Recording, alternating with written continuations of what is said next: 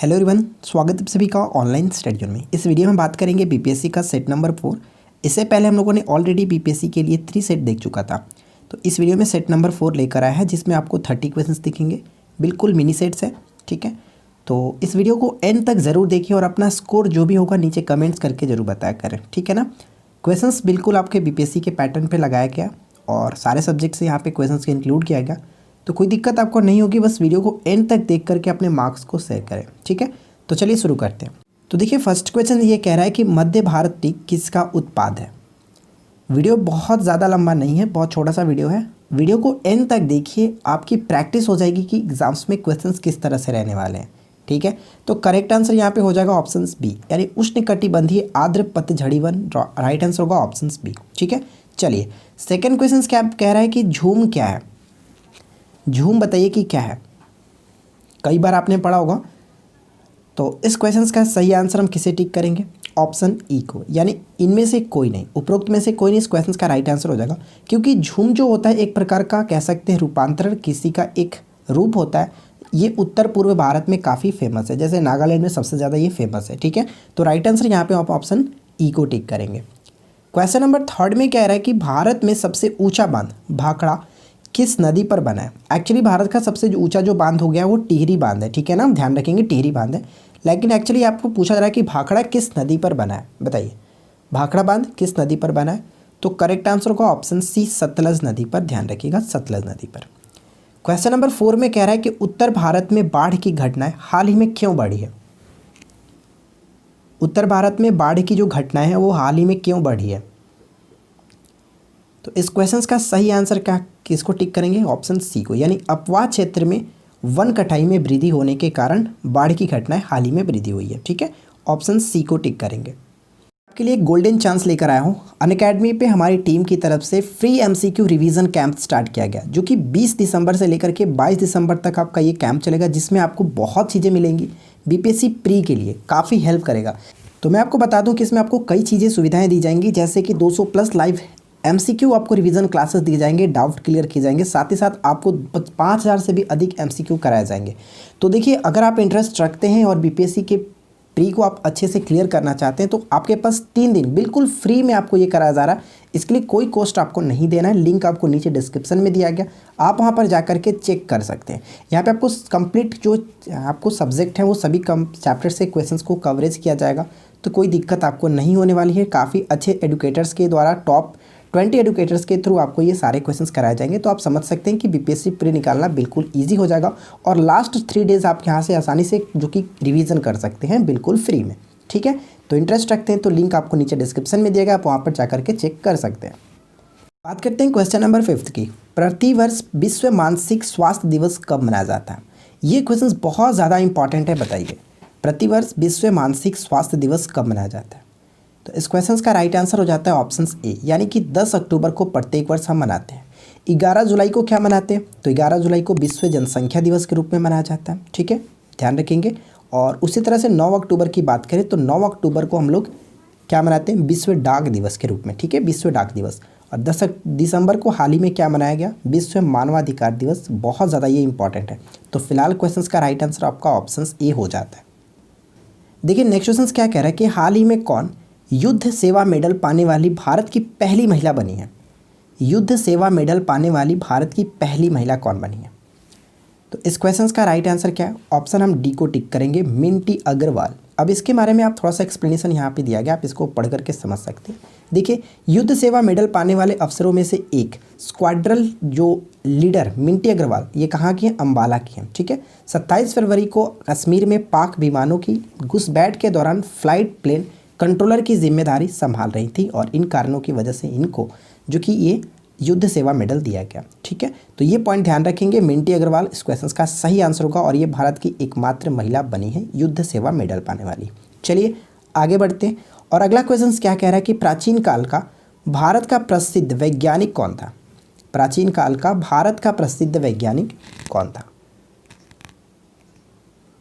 तो देखिए इस क्वेश्चन का सही आंसर होगा ऑप्शन ई, यानी कि एक या एक से अधिक इस क्वेश्चन का सही आंसर होगा। आर्यभट्ट, बारामिहिर और ब्रह्मगुप्त, यानी कि इस क्वेश्चन का सही आंसर हम ऑप्शन ई को टिक करेंगे। क्लियर। चलिए अगला प्रश्न में क्या दिया गया कि रुपया नाम का चांदी का सिक्का सबसे पहले किसने चलाया था? रुपया नाम का चांदी का सिक्का सबसे पहले किसने चलाया था? तो सही आंसर किसे टिक करेंगे? बिल्कुल करेक्ट, आपने ऑप्शन सी को टिक किया, शेरशाह सूरी ने। ठीक है, ऑप्शन सी राइट आंसर हो जाता है। अगला प्रश्न देखिए क्या दिया गया कि अखिल भारतीय ट्रेड यूनियन कांग्रेस यानी एटक की स्थापना 31 अक्टूबर 1920 को व्यापार संघ और राष्ट्रीय स्तर पर गठन करने के लिए किया गया था। इसके प्रथम प्रधान कौन थे, यानी कि इसके प्रथम अध्यक्ष कौन थे, ये आपसे पूछा जा रहा है। अखिल भारतीय ट्रेड यूनियन कांग्रेस के प्रथम अध्यक्ष कौन थे? तो इस क्वेश्चन का सही आंसर हमारा हो जाएगा ऑप्शन डी, लाला लाजपत राय। ठीक है, ऑप्शन डी को टिक करेंगे, लाला लाजपत राय। अगला प्रश्न देखिए क्या, किस आंदोलन ने भारत भारतीयों के लिए नारा दिया था? भारत भारतीयों के लिए जो नारा दिया गया था किसके द्वारा दिया गया था? Right answer will be option C, Arya Samaj का ये नारा था भारत भारतीयों के लिए। लेकिन थोड़ा सा ध्यान दीजिएगा, अगर इसी बात को हम इंग्लिश में कहें इंडिया फॉर इंडियंस, ठीक है, बात तो वही है, भारत भारतीयों के लिए इंडिया फॉर इंडियंस। लेकिन अगर इंग्लिश में ये बोले और पुस्तक की बात करें तो वहाँ पे चित्तरंजन दास को टिक करेंगे। ठीक है, चित्तरंजन दास की पुस्तक थी इंडिया फॉर इंडियंस। चलिए आगे बढ़ते हैं। नेक्स्ट क्वेश्चन दिया गया कि 1857 ईस्वी के विद्रोह से निम्नांकित में से कौन संबंध नहीं था? यानी 1857 की जो क्रांति हुई थी, निम्नलिखित में से कौन संबंधित नहीं थे? तो सही आंसर यहाँ पे किसे टिक करेंगे? ऑप्शन हम ई को टिक करेंगे, क्योंकि भगत सिंह और उधम सिंह दोनों इसमें संबंध नहीं थे। तो right answer will be option E. यहाँ पे 2 पॉइंट्स आपको ध्यान रखना है, जैसे कि बेगम हजरत महल का संबंध लखनऊ से था और मौलवी अहमदुल्ला का संबंध किससे था? मैंने आपको कल की वीडियो में बताया था, फैजाबाद से। ठीक है, तो ध्यान रखेंगे। अगला प्रश्न हमारा ये दिया गया कि किस संगठन को शांति के क्षेत्र में वर्ष 2020 का नोबेल पुरस्कार दिया गया? One of the most important questions.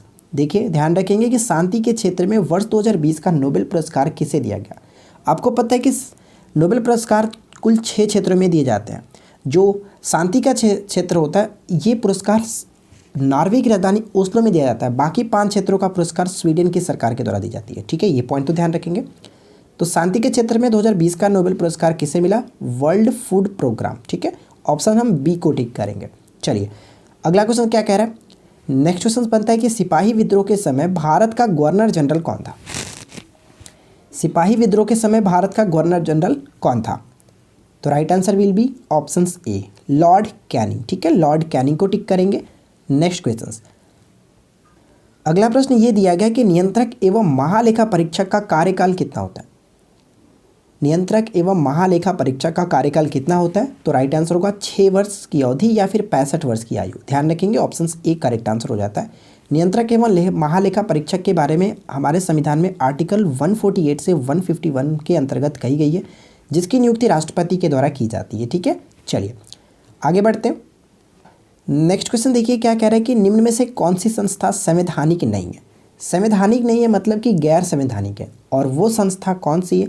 तो नीति आयोग गैर संवैधानिक संस्था है। ऑप्शन हम ए को टिक करेंगे।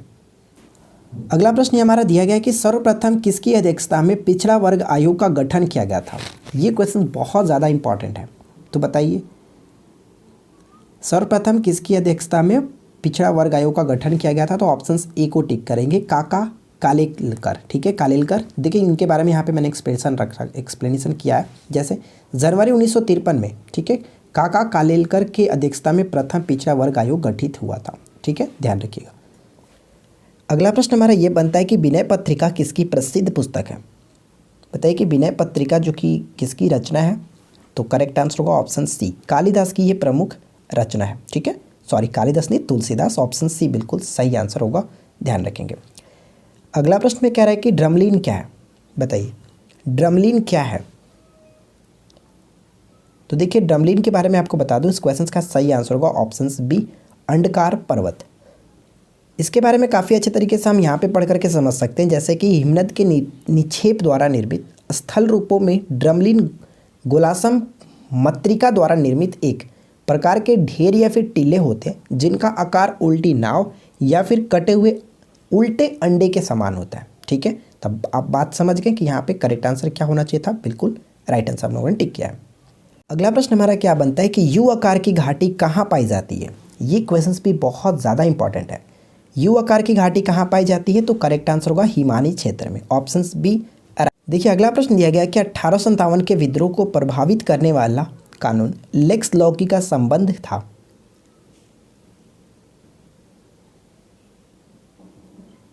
तो इस क्वेश्चन का सही आंसर हो जाता है ऑप्शन ए, यानी इस कानून के द्वारा ईसाई धर्म ग्रहण करने वाले व्यक्ति को पिता की संपत्ति में अधिकार दिया गया। ऑप्शन हम ए को टिक करेंगे। अगला प्रश्न ये बनता है कि विद्युत धारा का मापन निम्नलिखित में से किस उपकरण का प्रयोग करके किया जाता है। तो देखिए विद्युत धारा का मापन करने के लिए हम लोग एमीटर का प्रयोग करते हैं। ऑप्शन बी बिल्कुल करेक्ट आंसर होगा। अगला प्रश्न क्या बनता है कि विद्युत धारा की चुंबकीय प्रभाव सर्वप्रथम अवलोकित किया गया था, किसके द्वारा। विद्युत धारा का चुंबकीय प्रभाव सर्वप्रथम अवलोकित किया गया था और ऑर्स्टेड द्वारा। ठीक है, ऑर्स्टेड द्वारा। ऑप्शन हम यहाँ पे बी को टिक करेंगे। अगला प्रश्न ये है कि नींबू के रस का पीएच मान लगभग कितना होता है। बताइए कि नींबू के रस का पीएच वैल्यू जो है वो कितना होता है। तो सही आंसर होगा ऑप्शन सी 2.2। ठीक है, 2.2। 7.8 किसका होता है बताइए, 7.8। तो ध्यान रखिएगा 7.8 लगभग हम कह सकते हैं रक्त का पीएच वैल्यू होता है। 6.5 लार का पीएच वैल्यू होता है और 7 तो आपको पता है उदासीन जल का पीएच वैल्यू होता है। ठीक है, चलिए अगला क्वेश्चन क्या कह रहा है। नेक्स्ट प्रश्न है कि निम्न में से किस धातु को चाकू से काटा जा सकता है। तो चाकू से काटा जा सकता है, इनमें से हम किसे टिक करेंगे। तो ऑप्शन ई को, यानी कि उपरोक्त में से कोई नहीं। ऑप्शन ई बिल्कुल सही आंसर होगा। चाकू से काटा जा सकने वाला धातु में आपको पता है सोडियम, आपने डेफिनेटली याद रखा होगा। लेकिन सोडियम के अतिरिक्त भी होते हैं। जिन धातुओं को स्टील के चाकू से आसानी से काटा जा सकता है उनमें लिथियम, सोडियम और पोटेशियम आदि प्रमुख जो कि गिने जाते हैं। ठीक है, तो आपने डेफिनेटली सोडियम को याद रखा होगा, पोटेशियम और लिथियम को भी याद रखिएगा, जिनको आसानी से काटा जा सकता है। क्लियर।